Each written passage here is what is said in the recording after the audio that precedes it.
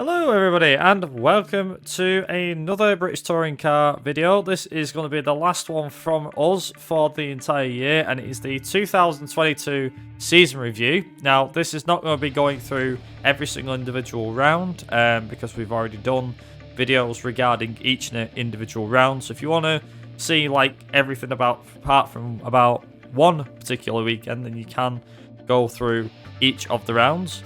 With me is my good friend Ben. Say hello. Hello. Me and Ben have been doing these videos all year, and we're going to just like talk about the season, what we thought was interesting, what wasn't, or what was the biggest shock, the biggest moment, about a little bit of the hybrid stuff as well, about going into like the pre-season, and what sort of things. So we might as well start off, first and foremost, Ben, with the pre-season. So coming into the new year, coming into 2022, the weight ballast has gone, the slick tyre's gone, we've got the hybrid system coming in. Who's your money on at the start of the year? Me personally, I thought there were so many things changing. I didn't really have an exact favourite. It was more like I thought certain teams might get a head round it quite well. Like obviously Ash moved teams, so I thought, oh, maybe he might have had a plan or an inkling, that something's going to go really well. I also thought WSR will have a handle on it because, come on, it's WSR. Jake Hill, I did think the move for him was into a bigger team and everything all going, from my point of view, so I thought he must have some sort of big push going on, with everything going on there. And obviously he's in like a really interesting car to get hold of, that BMW. So I'd sort of say it was like, there was the ones I was looking at to see what would happen for different reasons. Yeah, I think for me, because I was looking at where Sutton was moving to him, obviously we had plenty of new drivers coming into the sport. We had a lot of drivers moving teams and so on. And I was more, obviously me being a Sutton fan, I was quite interested in seeing where Ash was going to move to. Was surprised when I saw him move to Napa. And then see Camish return, which was nice, and as his teammate, which was a big shock. So I was thinking that team is going to be like the team to beat. WSR then announced, or to say that, I think WSR announced it first, or maybe it was after, but when WSR announced that Jake Hill was joining that team, I was like, right, we're going to have an interesting season. And the way I looked at it was that, same as you, like I thought, well, WSR is going to be right up there. They've had a really good hand with the weight ballast over in the past with their BMW. So, what's not to like? And I think a lot of people, for me especially, I didn't really count Hyundai or Tom Ingram at all. Over the year. I mean, in terms of like pre-season pace, obviously pre-season's just pre-season. You don't really look into times and things, but coming into the season, I think it's fair to say that it was a mix between Napa and WSR. It looked like the case of, we ended with Sutton taking a dominant championship, I'd say, in 2021, with Turkington chasing him down for that illustrious 5th title. But I don't know, I think overall, we've had a pretty interesting pre-season. BTC obviously was saying, was like, oh yeah, we've got, they've got new car. Obviously, again, the hybrid system was a new thing for everybody. But kind of moving on a bit here, let's get into the hybrid system for a minute. So, in terms of the hybrid system, obviously this was a brand new thing. For those that don't know, it was a brand new system that was introduced this year. Obviously, it's had a lot of teething problems. We'll get into that a bit later on. But it was a first time for a brand new system. Touring cars have finally gone hybrid. They've finally gone into the next movement, if you can call it that, keeping up with technology, that sort of thing, with the modern car world. But in terms of racing, just looking back on the season, Ben, do you think it was useful in terms of the racing? Did it provide any extra spectacle, or do you think it made things worse? I wouldn't say either. I'd say from my point of view, there needs to be a bit more from it.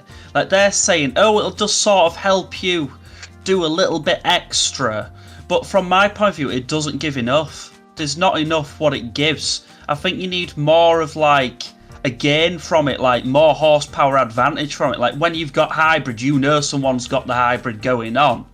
Like, you should be able to see that way. You could see on some races, you'd have people who didn't have any hybrid left, but yet they're still gunning it at the top of the pack and doing really well, which also shows they're a good driver. But it's like, I think really, if you've got hybrid, it should give you a bit more. It's just, there's a bit more needed from it yet. But obviously, it's all new. It's only just been introduced. We've got a good couple of, like, seasons and stuff where everything will change, and obviously Toka know what to do and balance with performance. But yeah, from my point of view, it didn't give enough. It wasn't exciting as an extra. Yeah, I think, to be honest, the races that, I mean, I can't name like every single race that had a good or a bad hybrid deployment for it, but I think like Brands Hatch, both race meetings at Brands Hatch, both Ruxton meetings weren't exactly great with the hybrid because you're already going at speed anyway. And granted, Brands Hatch is a short circuit, even the GP circuit is technically short. There wasn't enough to kind of like make the use of it, whereas races at like Croft, and Snetterton kind of made it a bit more workable, and they worked around it. Donington was an interesting one, like I said, whose teething problems, but in terms of like the racing overall, I'd say we still got a good chunk of racing this year. Granted, I don't think it was as good as last year, but I still think it was some of the best touring car racing, some of the best of the British touring car racing anyway.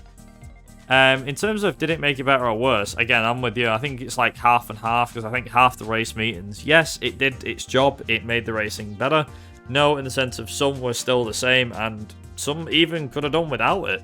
I don't think it would have made a difference.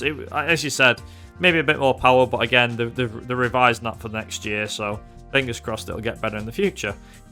Moving on though, Ben, let's just move into the biggest moments here. So, just for a heads up as well, for those at home, so we've actually got like some of our favourite, before we started recording this, we actually went over a couple of our personal big moments from the season. So just to kind of kick things off here, and again, Ben can all chip in as well. So let's kick off things like big moments. Probably Donington Park opener. Start the season, anything to play for. We had Jake Hill take his first pole of the year.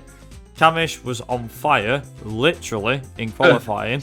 No, like, pun intended as well. But that was due to the hybrid system, I think it was, and it was a complication with the engine, I think. If I can remember properly. I think it was also some sort of fuel thing. It was like, I know it was quite a few things what they covered at the time, but yeah, that's way in the past for us. They had, what was it, George Gamble got a podium on his debut, and there was a lot of problems here with the hybrid system. I think, to be fair, Ben, I mean, just to ask you this question, was it to be expected that there was going to be a lot of teething problems? I'm guessing you're going to say yes, but... Yeah, 1,000,000%, yeah. I mean, you can also look at another way of looking at the hybrid system. Look at like what's gone on in endurance racing this year. Toyota, like the big manufacturer, big car, big everything. Even their hybrid system had issues, to the point where you had to have the driver jump out the car and tell everyone, don't touch it, because the thing, if it zaps you, you're dead. So... the hybrid system in general, it's a new thing for all forms of motorsport, and if you bring something new into a championship, which not everybody has a clue on it, like most people know how a combustion engine works, not everybody actually knows how a hybrid system works with motor and battery packs and everything, and what's safe and what isn't. So from that point of view, I expected every other team to sort of have many teething issues. I mean, the other thing as well is, when I say we had many teething problems, I think over the course of the weekend at Donington, there was something like 10, maybe 12 people that retired. Some even had multiple retirements over the weekend. But speaking of Donington Park, though, just to expand on this a little bit, we was there, weren't we? Actually got to see the cars up close. Yeah, and quite a few of them had the bonnet open, so it was like really good because we could actually just walk up, have a good look in the bonnet, have an actual look at what's going on with everything, and it was nice to be there and, be that close and have everything back open again, because I think that was the first point, everything was back open, if I remember correctly. Yeah, so there was, whilst we was there walking around, I think we ended up, I mean, obviously this is just something like a sort of side note, obviously, yeah, seeing like how these new hybrid systems worked with the car engines and things like that, we got talking about this when we was there, and we said, thing is with this hybrid system is, like, we saw the hybrid on track last year, I believe, at Silverstone, driven by Andrew Jordan, and at the time I remember thinking, oh, the cars are going to sound dead quiet. It's going to be like Formula E, but British touring cars. And then they said, oh, no, it's not. It's they're using the electric motor to get to the end of the pit lane. And as soon as they get to the end of the pit lane, they start the car up and off they go. And really, in terms of like the car sounds, did it change anything, do you think? No, not really. Like, me and you, at the point where we sat on the track, we had a good view of probably, like, what did we reckon? About 55% of the track. About half, yeah. Yeah, like when they were braking and obviously downshifting, you could see the fire spitting out of them, and we could hear everything that was going on with the cars from the engine and everything point of view quite well, to the point that I think maybe I realised when Parfit had started getting a good couple of problems that you could sort of hear. So it was great because you could still hear everything that was going on, and it was still loud enough where you could hear the pops and bangs and see the fire. So from my point of view, nothing had really changed that I could think, oh, that's a big hit. It was still loads of action. You could see fire, everything. It was great. Yeah, exactly. It wasn't much of a change as we thought it was, which is a good thing, I suppose, and something that we want to kind of obviously want to see. Obviously, when touring cars does go fully electric, then obviously we'll probably realise that. But with hybrid, I think it is just a case of, I think even just to mention this again, I thought originally that it was going to sound like rubbish. I thought, it's just going to be all electric, and you'd hear like a high-pitched squeal going past. No, couldn't tell the difference. The car sounded exactly the same, which was quite a big thumbs up from me. So the hybrid system doing its job. But again, as we said, several teething problems at the first race is one of our first big moments. Moving into the next one, though, this one's an interesting one. So it was to do with Josh Cook. So during the season, more specifically right near the start, Josh Cook managed to win 4 races out of 6. So this was over the weekends for Brands Hatch Indy and the first of 2 rounds at Thruxton. He managed to score 4 wins, and technically this set him up as title favourite in a lot of people's minds, I think, because I don't think he had like that big of a points gap, but he really pulled out a lead. Obviously, with touring cars being as unpredictable it is, it flutters. Points gaps and things like that do flutter as the season goes on. Anyway, but would you say that he was seen? Would you say he was seen as a title favourite, Ben? Because I definitely thought he was. Yeah, 1,000,000%. I was looking at that point and sort of thinking, damn, okay, they might have that car secure, and the team have definitely figured something out, and he's obviously figured out how to get around the hybrid system. So I was thinking, wow, that's quite a big thing, really, that they must have nailed something and got some sort of setup that everybody was hoping to get hold of or something. They had some sort of way of getting around everything. It was quite interesting to see. Yeah, he built up this massive lead and everything like that, and at the time as well, this was another thing. Napa Racing was nowhere, so I was thinking, God, is Ash and Dan, are they going to be able to get that team up there as well? So that they had their own team problems. WSR was having, should we say, internal conflicts. There wasn't really much drama on the inside of WSR, but it seemed like that car of Cook's was just massively quick.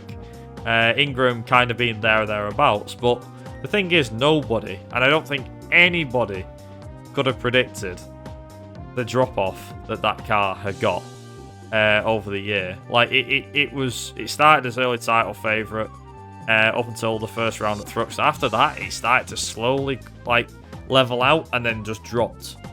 I remember Cook talking about the engine a couple of times, saying they're lacking power and things like that, and it showed. It was shocking.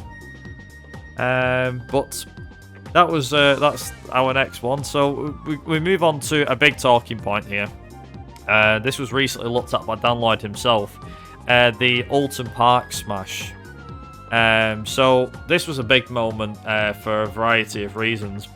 So that Alton Park weekend saw Ingram get a pole position, win 2 out of 3 races, I believe it was, and he looked unstoppable. And then we got to race 3, and the horrendous accident with Dan Lloyd, Turkington, and Michael Kreese all involved was shocking. Gladly, all 3 drivers did walk away. Lloyd obviously had to get taken to hospital, if I'm not mistaken.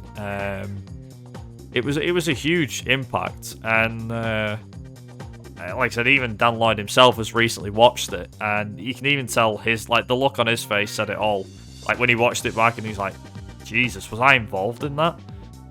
But what did you make of that, Ben? Do you think it was a massive, not turning point, but do you think it was a huge moment in the season? Yeah, it was awful to watch. Like, I was watching at the time with my 3-year-old son, so I was ready to quickly turn the TV off if it went to one of them sort of moments where it got very fatal for someone. So I was sort of on the side of, because I saw when the Marco Simoncelli thing happened in MotoGP, and I've seen quite a few in my life where you've seen it actually live happen in front of your eyes. So I was sort of like, this is really rough and awful. That's an awful, serious crash. Like, I hated watching it. It was sort of one of them things where, at the time, I didn't really want to watch it back, because I was like, if something fatal happens to someone, I'm not watching that back for nothing. That was just rough. So yeah, I wasn't a fan of it one bit. It was awful to see.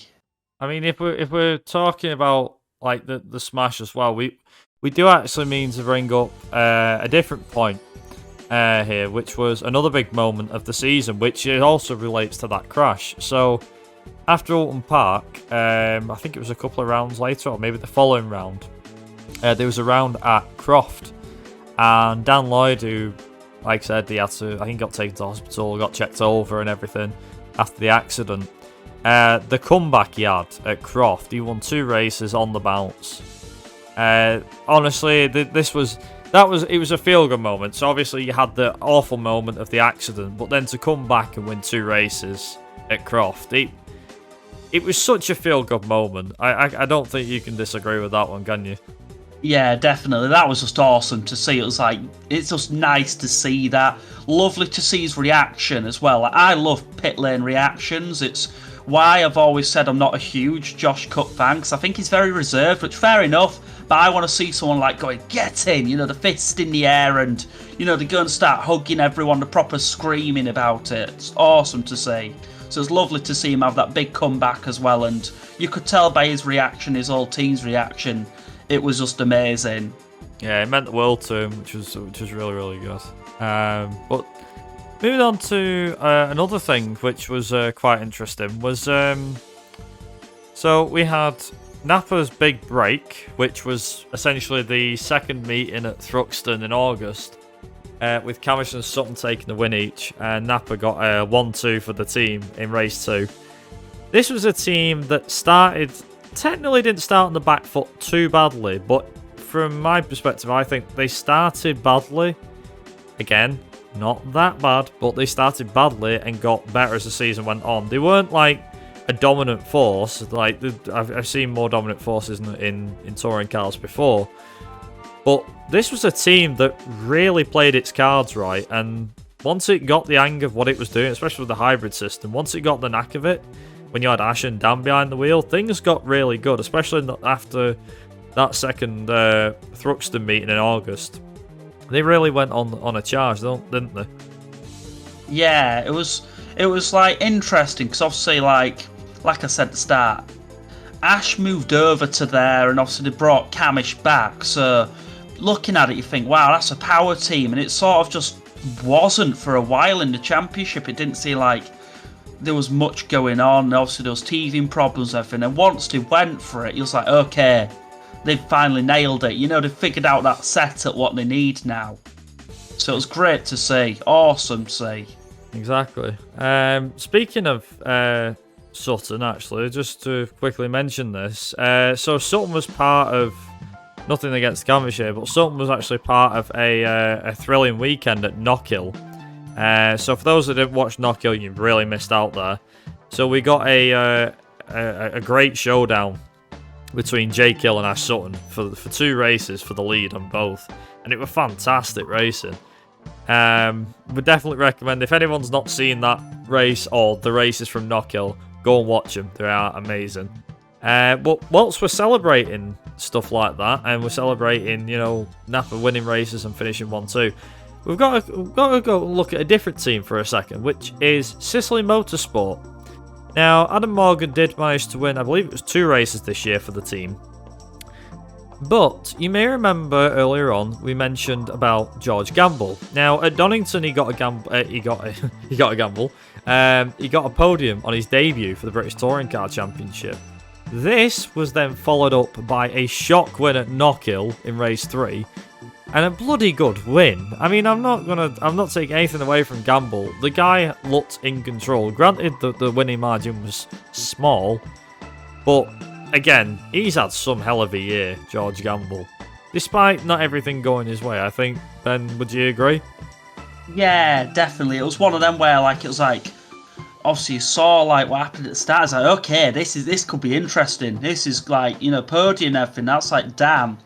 Yet someone to watch out for. And then all of a sudden getting a shock win, that was just unheard of. It's you got such big title contenders, especially at that point in the season, who were fighting tooth and nail to get any point, anything, take over anything, that to get a win at that point in the season, when everybody's sort of getting dialed in and everything, that was just insane. Yeah, he's literally just I don't care, I want to win, I'm going for it. Obviously, I don't think that was his mindset, but to us, that's what it looked like. It was look, I'm gonna get a win. And the pace that he showed, especially earlier on, as we said at Donington, was I think I remember even you saying to me, it's he's going to get a podium soon. And he got a podium. It's right, he's probably going to win a race this year. And he ended up winning it at Knockhill. I mean, doesn't matter where you win it. If you win a race, you win it. It's, I think even I can't remember who said it now. It might have been this year or last year, but someone mentioned something around, if you win a race in the British Touring Car Championship, you take it, because this is not an easy championship to win a race in. It's not one team's more dominant than the rest than you get in other sports. It is a case of, if you win, you take it with both hands, grab it and pull it, and you go for it. And Gamble did just that, and I'm extremely happy for him. I really hope he's around for next year. Fingers crossed. Just to kind of go over 2 other points as well. One's a smaller one than the other, but we're going to round out this segment with the final 2 points. The first one, which was another big moment, was towards the latter end. So these are the latter end of the season. First one was that at Silverstone, we saw Turkington lose a huge chunk of points to Ingram, Sutton, Hill in the championship. And at the time, nobody knew this. I don't even think he suspected it, because I think he was only a couple of points behind Ingram or something in the championship. But he dropped so many points at Silverstone that it dropped him out of the championship. Granted, when he went into Brands Hatch, the finale at Brands Hatch, he technically had a mathematical shout, but that's all he had. It was slim. And I was not expecting that. I don't think you were either, were you? No, it was weird. Normally I look at Silverstone and think, Silverstone, for any sort of racing, not just BTCC. And that weekend as a whole was all 3 races. Granted, the first 2 was insane, but the third one for me I enjoyed as well. And everything going on with Turkington, I was like, what? For me, that's like a BMW sort of track. It's, it's trialed and tested. The team know what's going on with Silverstone, so it was just insane, really, to see that. Exactly, and I think, this actually correlates quite nicely into the finale. So that the Brands Hatch finale was a great weekend as a whole. Big moments from that, though, would probably be, obviously we had some great battles in all 3 races. There was a big one going on in race 3, I believe, between Hill, Ingram, Sutton. Camish was in there as well. There was some cracking team playing going on there between all 3 of the teams as well. Obviously, I think it was Lloyd was trying to hold up Sutton or something. Camish was holding them all up. And then obviously Turkington playing the team game, letting Hill by, and then just not... I don't know.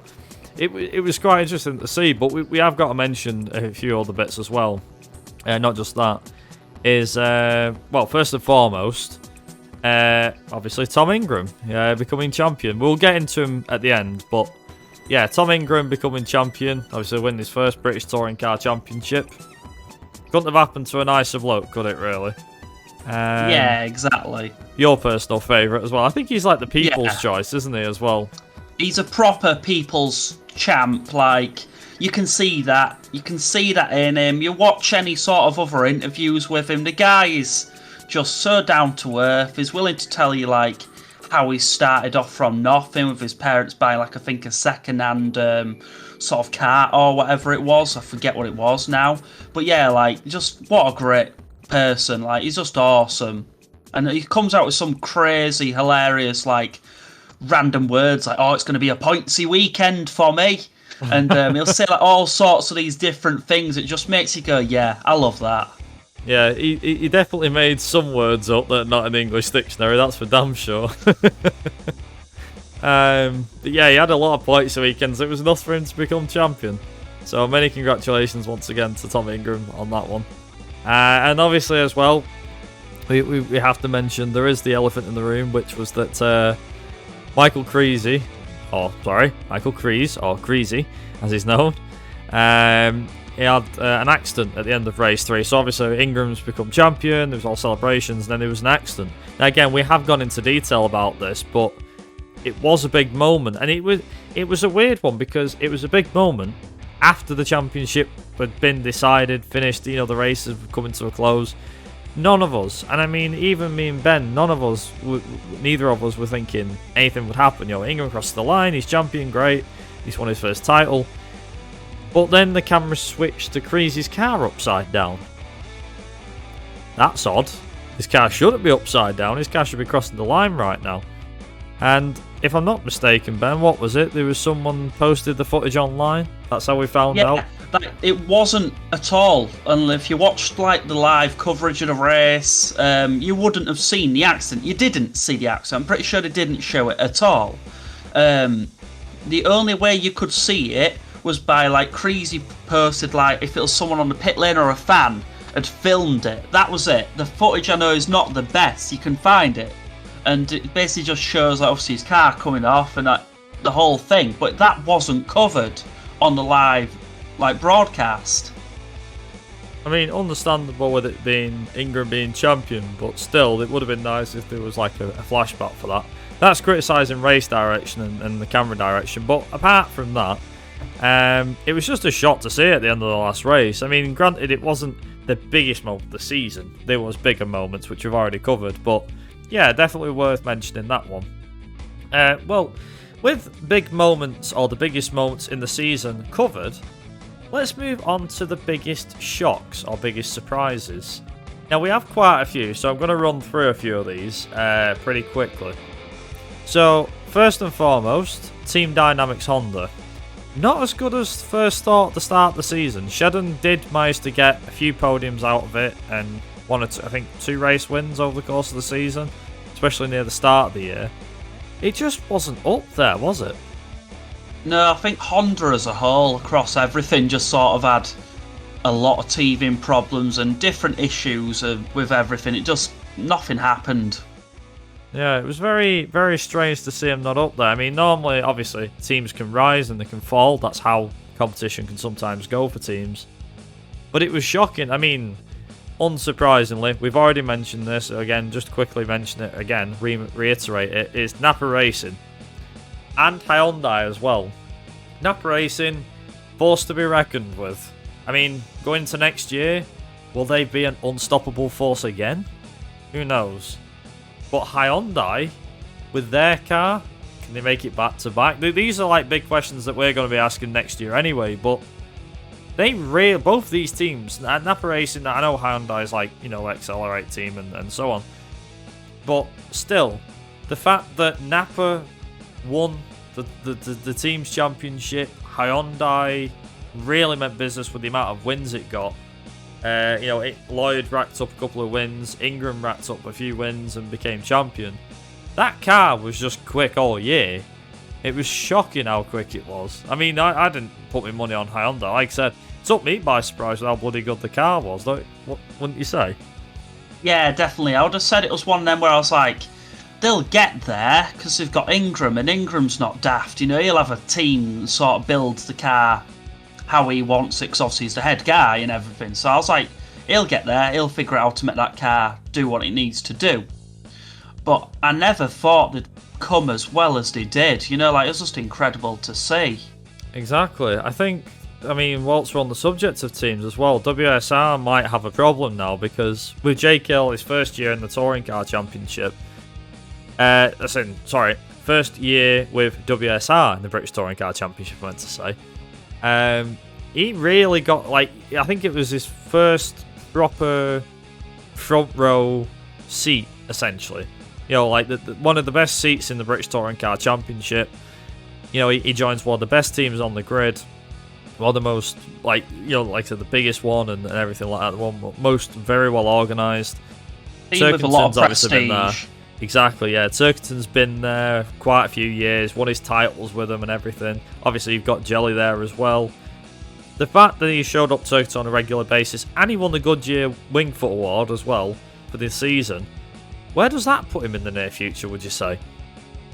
I'd definitely say with that team, I imagine they're still keeping it as Hill's thing is sort of separately branded as such, but obviously he's still part of the WSR whole thing. But really, I'd look at Hill as the head guy. If you don't, then something's going on. Turkington definitely needs to be looked into, and I'd say they need to look into him more as a wingman and getting used to it if he can't lead the championship, because when he was a wingman, it was awful. So it needs to be looked into sort of what goes on with a team and, who goes on. But you never know. Turkington could get a load of points at the start of the next season. Obviously, then you got to go with him as your lead guy because he's leading in points. Well, this is it. Is the whole... Did Hill prove that he should be a number one at that team? Do you think? I know he's part definitely. Of the WSR squad, but do you think he proved it enough to Turk to say, look, I mean business, I want to be number one? Obviously, yeah, definitely. It's touring cars. You got to look at Turkington anyway, and he's sort of getting to that point when the team's he's got a lot of good years in him, but you got to start looking at what's the next thing. Hill's young, he's got a good time. So obviously, even at that point, you sort of just look at it anyway and think, concentrate a lot on Hill, because he's going to be your future. Exactly. I think, personally speaking, I can see, as you said, Turkington's probably got a few good years in him left. We've just seen Plato leave, but we'll get onto him a bit later on. But with Turkington being... he's not washed or anything like that. Turkington's still he's still a really good driver. He's still got what it takes. So, give it a couple of years. I think at that point, Turkington is going to start being out. But again, that's just my opinion on the matter. But yeah, it's definitely putting him... Hill's definitely showed up Turkington, I think, this year. And I definitely think he's put a point... He's proved the point, which is that for years, he's not been the car that's good enough to win or even challenge for a championship. And now that he's got it, and now that he's proved that he can do it, granted he didn't win the title, but that's a different thing entirely. He has proved that he's got the speed, he's got the determination, and he probably could win a championship soon. And that's something that WSR's probably want to take into account, I'd imagine. Whereas Turkington might be, like I said, he might still have a championship challenge left in him a couple of years, but who knows. Again, it's British Touring Cars, so anything can happen. Speaking of star drivers, let's move on to our next surprise, which was obviously George Gamble. We mentioned him already. Scoring a podium on debut and a shot win at Knockhill. But we haven't mentioned somebody by the name Bobby Thompson. Now, I'm pretty sure a lot of people may be familiar with the word Thompson. No, it's not James Thompson, Bobby Thompson. We checked, he's not related or anything like that. But Thompson came into this year after not being in the season, not being in the British Touring Car for 2 years. He had that horrendous crash at Croft a couple of years back in the Audi that he was driving. And it was his first year back in. I was thinking, well, I remember Thompson, but I don't remember him being that good, personally speaking. But this year, the guy has proved that consistency is... obviously, that's the way the point system goes. But in terms of, to use Tom Ingram's word, pointsy, Thompson had done it. He was not... And I don't mean the meaning of it. He was so consistent. Wasn't he, Ben? Yeah, he was definitely one of them guys where I'd love to see him in a better car because he was that consistent and that good. He could be like something interesting to reckon with, like a couple of years from now, where he's with a better team, he's got something pushing behind him. Because, like Ingram said in one of the interviews that I watched, where he was talking about, you don't always have to win. You just have to be insanely consistent in that top good couple of drivers, and you'll get it. You'll get the championship. You just have to be consistent, stay out of trouble, and do it. And if you look at Bobby Thompson, he was pretty much on it for that, so something to watch out for. And not only that, though, we've not even mentioned this yet, is that he got his first podium in the BTCC, Brands Hatch Indy, so at race 3 it was. And to be honest, I think, looking back on the season he's had, I think, to be honest, he got the best out of the car every given situation he could. That Cooper has never been thrashed so hard this year. I'd say. That car was smoking round some corners. Like you say, Brands Hatch alone, you'd see him going to the first corner, dropping down, and it would just be like, he must have been on that car's limit, because he was keeping up with a lot of like the big people in a car what shouldn't. Exactly. I'm going to actually end with this question on Thompson, though, on Bobby Thompson. Deserving Track Series champion, do you think? Yeah, I would say so. I can't think of many other people who pushed a car beyond its limit and proved they could do more than the team they're with. Yeah. He's just... This year he has been an absolute pleasure to watch. I mean, granted, the cameras haven't always been on him, but to see his progress over the course of this year has been remarkable. And he really has proved that, alright, he was in Audi, it wasn't too great when he was in it 2 years ago, but he's really come back with the bank. I mean, I think he's been doing a lot of racing, endurance and stuff over the I say endurance, doing that sort of thing, sports car racing. So I think he's had a lot of practice, but if he's got any sort of racecraft, is it? He's definitely proved it this year with his driving, 100%. Which, speaking of, we've covered like the big surprises, which were good. Now we're going to cover some which were shocking or bad. So the first of these three is the BTC Racing Squad. Now, these guys, obviously, so that consists of Josh Cook, Jason Plato, Jade Edwards. Them three were all part of the team for the full year. And it was shocking at how much they dropped off. So they dropped off dramatically after the Croft round. They rarely scored podiums after that, after the weekend at Croft. Cook dropped out the title fight after the second round at Thruxton. As in the second meeting at Thruxton in August. And that was shocking to see. I mean, the guy won 4 races out of 6 earlier on in the season to dropping out of contention just a couple of months later. What was your take on it, Ben? Yeah, it was definitely strange to see that sort of, like I said, he went from being there to then just nothing, and I don't know whether it's like that sort of rich energy thing, which is having a lot of problems with everything, as everybody knows, but something wasn't quite right at that team. Yeah, something. I mean, I know that, again, we covered this before. Cook said about cars down on power. Plato mentioned it a couple of times. Jade only managed to score points on one occasion, which I think was at Brands Hatch early on in the season. I think, to be honest, after the first 3 meetings, that car was just downhill, or they stopped developing it. Either that or development went in their own direction. 1,000,000%. So, fingers crossed next year they have a better car, but we'll see how that one goes for them next year. Next team I want to cover, which was a shocker, was Laser Tools Racing. From on top of the world to being absolutely nowhere in terms of pace or reliability. In fact, over the season, for those that are unaware, the car suffered with 15 retirements in total. That was for both Moffat and Patterson altogether. However, this number does not include Rick Parfitt or other standings such as Cal Bowley. When you extend it to Parfitt and Bowley, it goes into 20 plus. That car, the Infiniti Q50 last year, by far was one of the best cars on the grid. Not saying it was the best car, but it was one of the best. With Sutton at the wheel, Moffat definitely got a great drive out of it at times last year. To this, it was shocking, wasn't it? Especially for the reigning champions. Reigning Yeah, teams it's champion, like, I think it was.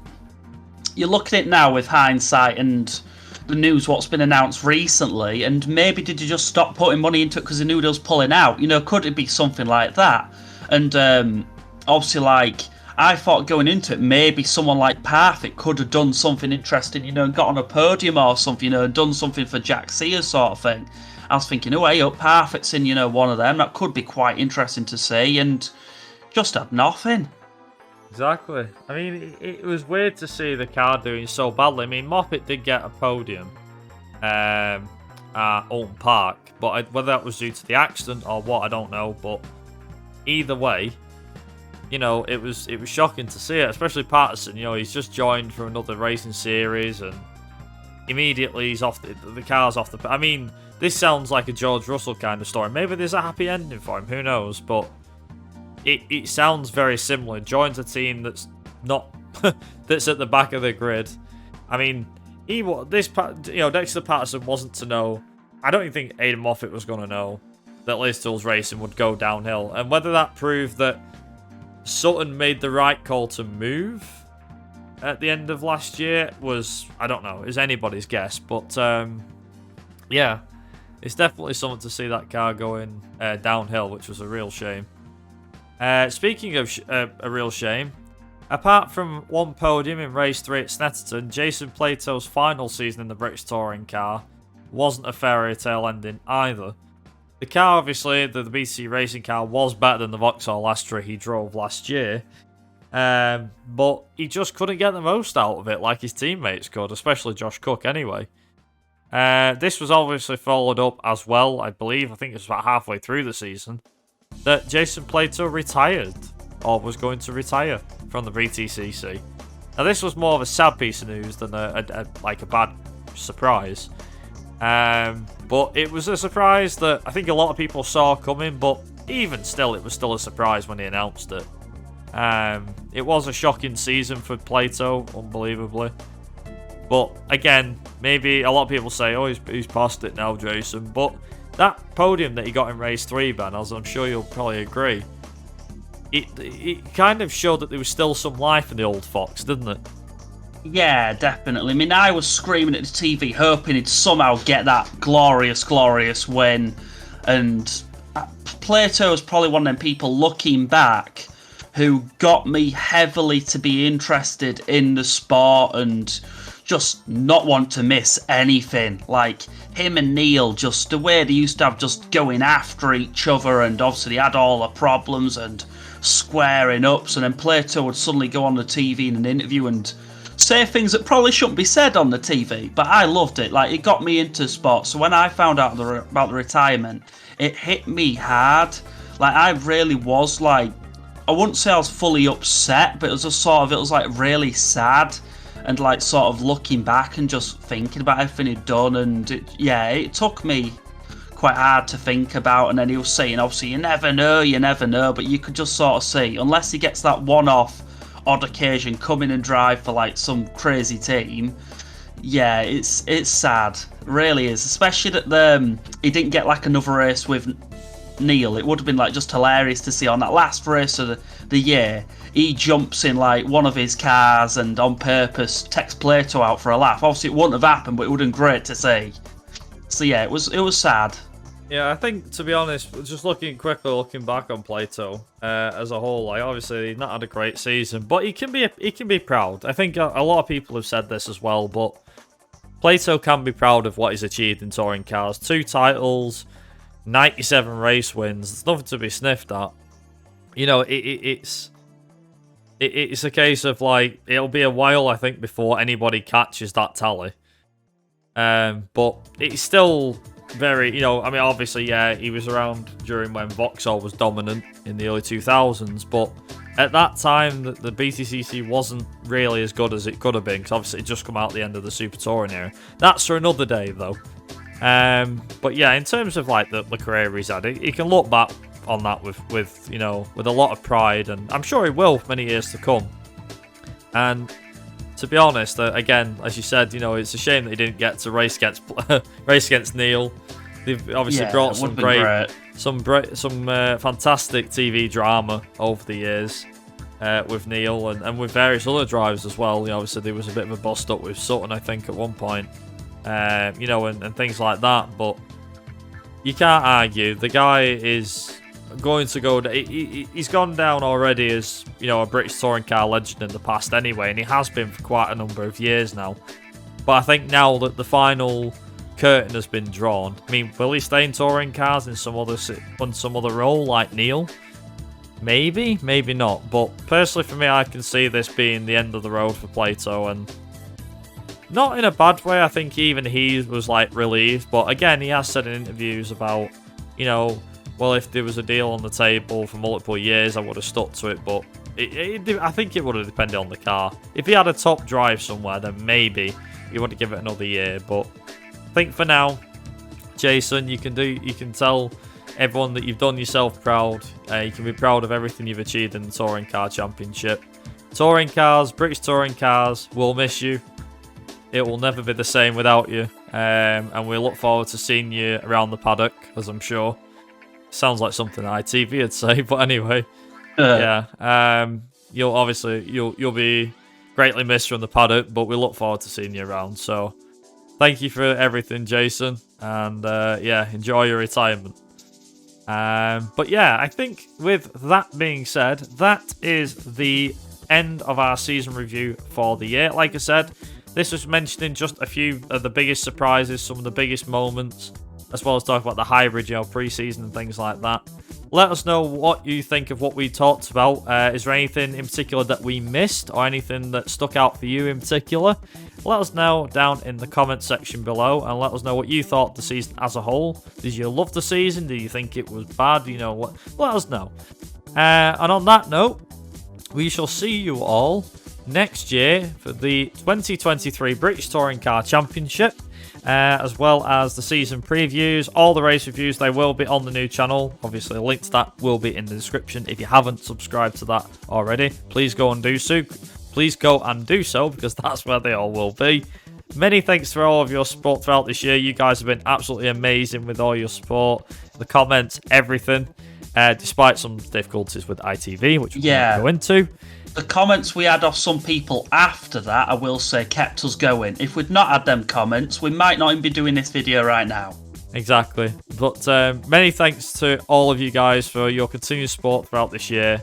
We'll look forward to seeing you all for the 2023 British Touring Car season and talking about it with you guys, of course, as always. Have yourselves a great Christmas, New Year, and we'll see you guys in 2023 for the 2023 British Touring Car Championships. Until then, thank you very much for watching. Have yourselves a great afternoon, day, evening, wherever you are in the world. And of course, ta-ra. Bye.